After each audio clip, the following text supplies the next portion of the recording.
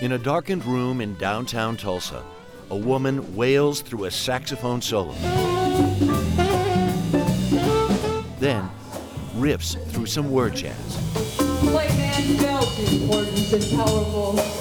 Joy Harjo is not shy about self-expression and is rarely at a loss for words. The phone rings one day and the Library of Congress says, "You're the new poet laureate."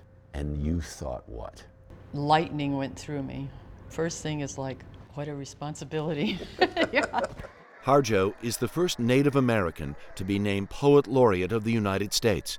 She says it's like being an ambassador for poetry, and in her case, a voice for the seldom heard. You know, this is the power of poetry. It's brought all of us here. What an opportunity, a doorway for Native people. We've been so disappeared in the story of American poetry, American history, and yet we're the root of what it means to be an American. Harjo has written award-winning volumes on what it means to come from those roots, words often raw and deeply revealing. When I performed and somebody does a really long introduction with all of these things I've done, one time I got up and said, well, my list of failures is much longer. You would roll out the door. Does that end up enhancing what you then do in terms of art? Of course, because there were times where I was suicidal. What could potentially destroy my mind, my heart, was actually good building material.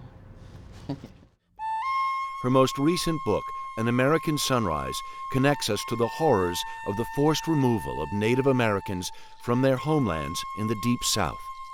Would you read a couple Okay. of these poems? This one right here. Okay.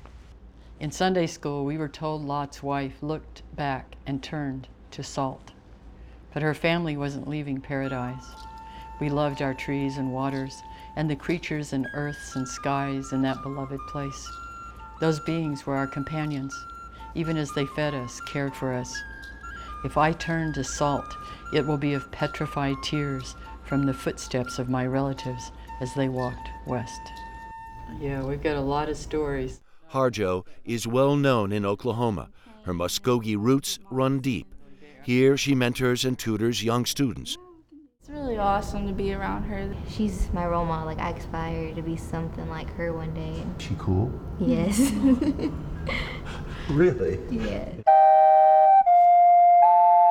She is generous, a sharer of extraordinary gifts. This new title, Poet Laureate of the United States, fits. Poetry holds so much that we go to them at times of grief, at times of joy, at times of transformation. You'll always find poetry. You can hold it in your heart.